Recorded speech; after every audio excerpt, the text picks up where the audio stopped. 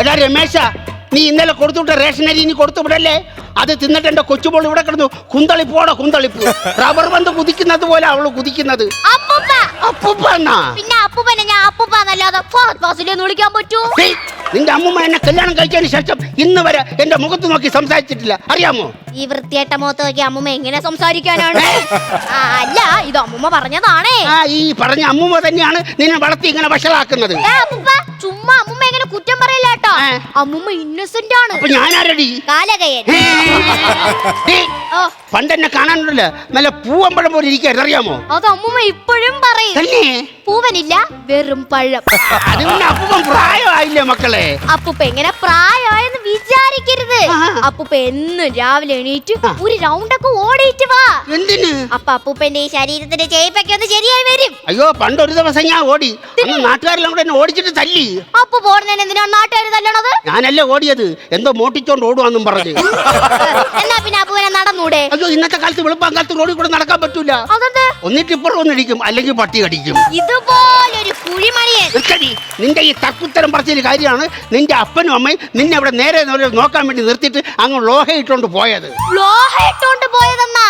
എന്റെ ഭഗവാനെ, ദോഹയിലോട്ട് പോയത്. എന്തായാലും ലോഹ പോലത്തെ എന്തോന്ന് ഇട്ടോണ്ടാണല്ലോ പോയത്. ശരിയാണ്. അമ്മ ചുരിദാറും അച്ഛൻ ജുബ്ബയും ഇട്ടോണ്ടാണ് പോയെ. പണ്ട പോയ തെങ്ങായാലും എന്താ കായ്ബലം ഉണ്ട്. അല്ല, അപ്പന് പ്രായമായിട്ട് ഇപ്പോഴും ബുദ്ധിയുണ്ടെന്ന് പറഞ്ഞതാ. അപ്പന് ബുദ്ധിയുണ്ടെന്ന് നീ സമ്മതിച്ചല്ല? സമ്മതിച്ചു. അല്ല അപ്പൂപ്പ, എന്ത്? എനിക്ക് ടൂറിന് പോണം. എന്നിട്ടാണ് നീ ഇവിടെ കിടന്ന് കുത്തി ചാടിയത്? ഒരു ബക്കറ്റ് വെള്ളം എടുത്തോണ്ട് മക്കൾ പെട്ടെന്ന് പോ. എന്റെ കോമഡിക്കാരാ, അതാണോ ഞാൻ പറഞ്ഞേ? പിന്നെ എനിക്ക് പിക്നിക്കിന് പോണം. നിന്റെ ടെക്നിക്ക് നീ അങ്ങ് കയ്യിൽ വെച്ചാ മതി. കഴിഞ്ഞ ആഴ്ച സ്കൂളിൽ എന്തായിരുന്നു വിഷയം? മാത്സ് ആയിരുന്നു വിഷയം. മാഷല്ലായിരുന്നു വിഷയം, നീ ആയിരുന്നു വിഷയം. നീ എന്തിനാണ് സ്കൂളിൽ പരീക്ഷയ്ക്ക് പാഠപുസ്തകത്തിൽ നിന്ന് പേജും പരിശീലനം കൊണ്ടുപോയത്? അതിന്റെ കാരണം ടീച്ചറാണ്. ടീച്ചറാ? അപ്പൂപ്പ, ഈ ആധാർ കാർഡിന്റെ കോപ്പി കൊണ്ട് ചെല്ലാൻ പറഞ്ഞതാര്? ടീച്ചർ. ഈ റേഷൻ കാർഡിന്റെ കോപ്പി കൊണ്ട് ചെല്ലാൻ പറഞ്ഞതാര്? അത് ടീച്ചർ. അല്ല, ഞാൻ ചോദിക്കട്ടെ, ഈ ടീച്ചർ പറഞ്ഞ പാഠപുസ്തകത്തിലെ പേജും കീറിക്കൊണ്ട് ചെല്ലായി? ടീച്ചറിന് തിരക്കല്ലേ അപ്പൂപ്പ, ചിലപ്പോ മറന്നുപോയതായിരിക്കും. അപ്പൊ ചോദിക്കുമ്പോ എടുത്ത് കൊടുക്കാൻ വേണ്ടിട്ടാണ് ഞാൻ കൊണ്ടുപോയത്. ഞാൻ ഇത്രേ ചെയ്തുള്ളൂ, ഇത് മാത്രമേ ചെയ്തിട്ടുള്ളൂ, ഞാൻ വേറെ ഒന്നും ചെയ്തില്ല. അത് ഞാൻ ഈ ടീച്ചർ എന്നെ കിടന്ന് ഇങ്ങനെ കുറ്റം പറയണത്. എന്നിട്ട് കിലുക്കത്തിലെ ദേവത കളിച്ചൊക്കെ രക്ഷപ്പെടുകയാണല്ലേ? ഞാൻ ഒരു കാര്യം പറയാം. ഞാൻ ഇത്രയും ബുദ്ധിമുട്ട് നിന്നെ പഠിപ്പിക്കുന്നത് എന്താണെന്നറിയാമോ?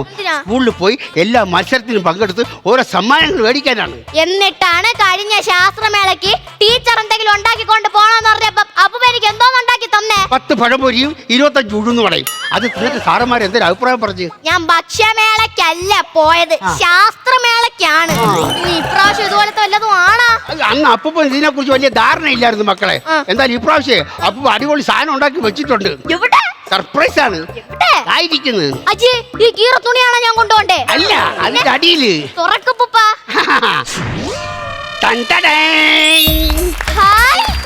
അല്ല, ഇതെന്തോന്നപ്പൂപ്പ? ഇതാണ് ഡാമും പരിസര പ്രദേശങ്ങളും. ദാണ്ട നോക്കിയാണ് അപ്പൂപ്പന്റെ പെൻഷൻ പൈസന്ന് 10-60,000 കൂട്ടി വെച്ച് അപ്പൂപ്പ ഉണ്ടാക്കിയതാണിത്. തൊഴിൽ അത് ഉണങ്ങിയിട്ടില്ല, അത് ഉണങ്ങി കഴിയുമ്പോ മക്കൾക്ക് തൊടാൻ കേട്ടാ. എന്തായാലും ഇപ്രാവശ്യം എനിക്ക് എന്നാ ഫസ്റ്റ്. ആണ്ട, ഈ പ്രാവശ്യം മക്കള് ഫസ്റ്റ് മേടിക്കണം. അങ്ങനെയെങ്കിലും കഴിഞ്ഞ വർഷത്തെ ആ പഴംപൊരിയുടെ പരാതി അങ്ങ് തീരുവല്ല.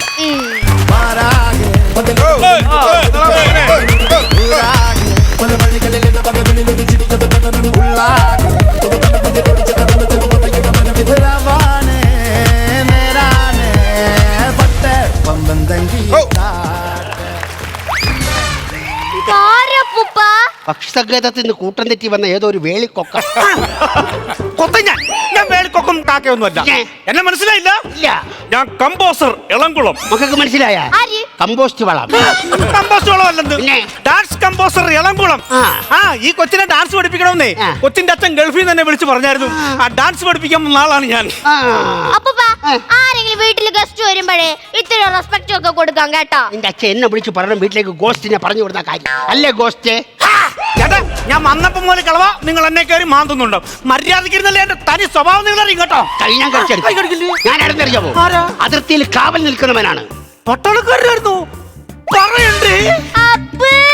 ഇത് പട്ടാളക്കാരനൊന്നുമില്ല. അപ്പുറത്തെ വീട്ടിലെ പിള്ളേര് മാങ്ങ പറിക്കാതിരിക്കാൻ വേണ്ടിട്ട് വീട്ടിന്റെ അതിർത്തി മാമ്പഴത്തിൽ കയറി മയിൽക്കൂറ്റി പോലെ കയറി അങ്ങ് നിൽക്കും. ഓ അപ്പൊ മാമ്പഴത്തിന് കാവൽ നിൽക്കുന്ന മലയണ്ണ. അല്ല എനിക്ക് ഈ കൊച്ചിനെ ഡാൻസ് പഠിപ്പിക്കണമെങ്കിൽ ആഴ്ചയിൽ 5000 രൂപ വെച്ച് എനിക്ക് ഫീസ് തന്നേ പറ്റൂ. 2 വർഷത്തെ ഫീസ് ഉണ്ടെങ്കിലേ ഞാൻ എന്റെ കൊച്ചിനെ എൻട്രൻസ് എഴുതിയിട്ട് MBBS വഴി അങ്ങ് ഡോക്ടർ ആക്കിയാനാ.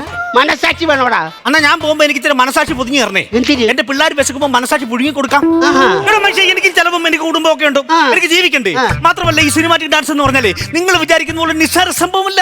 ഇത് പഠിക്കണമെങ്കിൽ ഒരുപാട് ചെലവുണ്ട്. മാത്രമല്ല അങ്ങനെയുള്ള ആളുകൾക്ക് ഇത് പഠിക്കാനും പറ്റത്തില്ല. നീ കൊണ്ട് കൂടുതൽ ഉണ്ടാക്കണ്ട.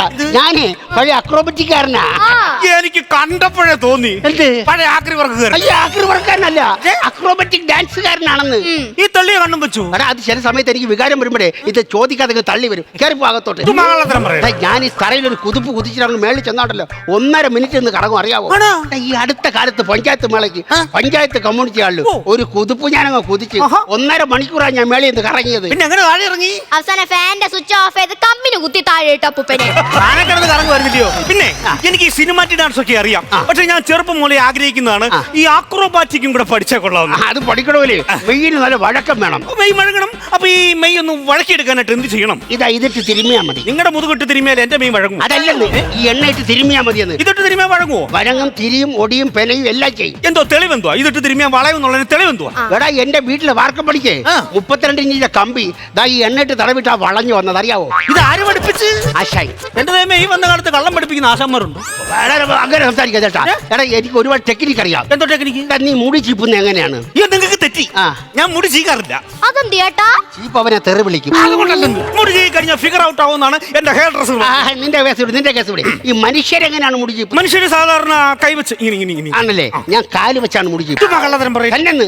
നീ നടക്കുന്ന എങ്ങനെയാണ്? ഞാൻ കാലം കൊണ്ട് ഇങ്ങനെ. ഞാൻ കൈവരൽ കുത്തിയാണ് നടക്കുന്നത്. തല്ലെന്ന്. സത്യം. എടാ ഞാനേ നിന്റെ ഈ സിനിമാറ്റിക് ഡാൻസ് എനിക്ക് നല്ലോണം അറിയാം. നല്ലോണം അറിയാം. 2 സ്റ്റെപ്പ് കാണിച്ചു തരാം. അടുക്കള മുറ്റത്തോട്ട് ഇറങ്ങുന്നു. അതല്ലെന്ന്, സിനിമാറ്റിക് ഞാൻ ഡിസ്കോടെ 2 സ്റ്റെപ്പ് കാണിച്ചു തരാന്ന്. ഡിസ്ക് ഒക്കെ കാണിച്ചോ, പക്ഷെ ഡിസ്ക് തെറ്റി ഇവിടെ കിടക്കരുത്. അതൊന്നുമില്ല. കാണിച്ചോട്ടെ. അപ്പൊ അവിടുന്ന് ഡാൻസ് തുടങ്ങുമ്പോ പാട്ടിടണം കേട്ടാ. ആക്ഷൻ കോമഡിയുടെ ആളാ.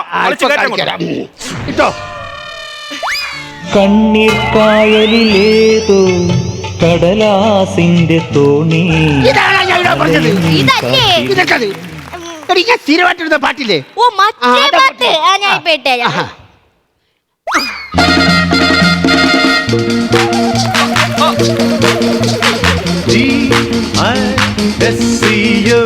DISCO disco disco disco disco DISCO disco disco disco disco സ്വർണ്ണത്താമര കിളിയേ തങ്കത്താഴിക കൂടവേ ഉള്ളിലാനന്ദത്തിൻ താളം. അയ്യോ അയ്യോ ഊപ്പാടുന്നു മനുഷ്യൻ ഊപ്പാടുന്നു. എനിക്കറിയണം. ഈ പുള്ളിയോടാണോ നീ ജീവിക്കുന്നത്? നിന്റെ ജീവിതം പോകും. അയ്യോ അതെടുത്ത് കുടിച്ചോ. എന്തോന്ന് കോളേടായത്? നെഞ്ച് ഭയങ്കര എരിച്ചിൽ. അത് കോള ജ്യൂസ് ഒന്നും അല്ലെന്ന്. പെട്രോൾ തീർന്ന് എന്റെ ബൈക്ക് വഴിക്കിരിക്കുക. തിരിച്ചു പോകുമ്പോ അതിനെ തൊഴിക്കാനായിട്ട് പെട്രോൾ വാങ്ങിച്ചു വെച്ചേക്കും. ഞാനിപ്പോ എന്ത് ചെയ്യും? അപ്പ പെട്ടെന്ന് കുറച്ചു ദൂരം ഓട്. എന്തിന്? അപ്പൂപ്പന്റെ മൈലേജ് എത്രന്നറിയാലോ? മാറി ഞാൻ ഓടി എവിടെങ്കിലും മറിഞ്ഞു വിടാ. അതെന്തോ ചെയ്യും? വീണാലും വേണം പേടിക്കണ്ട. ചരിച്ചിട്ട് കിക്കറിന് 2 ചവിട്ടി ഞാൻ എടുത്തോണ്ട് വന്നോളാം. കിക്കറിന് അടിച്ചെടുക്കാൻ ഞാന് ലംബോദരൻ എന്റെ പേര്, അല്ലാതെ ലാംബി സ്കൂട്ടർ എന്നല്ല. അയ്യോ അടിപൊളി സാധനം ഇത്. ഡാമ് പൊട്ടി. അയ്യോ ഡാമ് പൊട്ടിയേ. പിള്ളേരെ വിളിച്ചോണ്ടിറങ്ങി ഡാമ് പൊട്ടിയെന്ന്. കൊച്ചു ഓട് വെച്ചാ ഡാമ് പൊട്ടിയെന്ന്. മുടിയിൽ 16 കളർ അടിച്ചവരെ ആ ഡാമ് പൊട്ടിയതല്ല. എന്റെ കൊച്ചിനെ ശാസ്ത്രമേളയ്ക്ക് കൊണ്ടുപോകാൻ വേണ്ടി ഞാൻ ഉണ്ടാക്കി വെച്ച ഡാമ നീ പൊട്ടിച്ചത്. ദൈവമേ, ഇനി എന്റെ ശാസ്ത്രമേളയ്ക്ക് എന്റെ കൊച്ചെങ്ങനെ സമ്മാനം മേടിക്കും? അണ്ണാ ഒന്നും പേടിക്കണ്ട. കൊച്ചിനെ ശാസ്ത്രമേളയ്ക്ക് സമ്മാനം കിട്ടിയാൽ മതിയല്ലോ. മതി. ഇത് ഇതുപോലെ അങ്ങോട്ട് കൊണ്ട് കാണിച്ചാൽ മതി.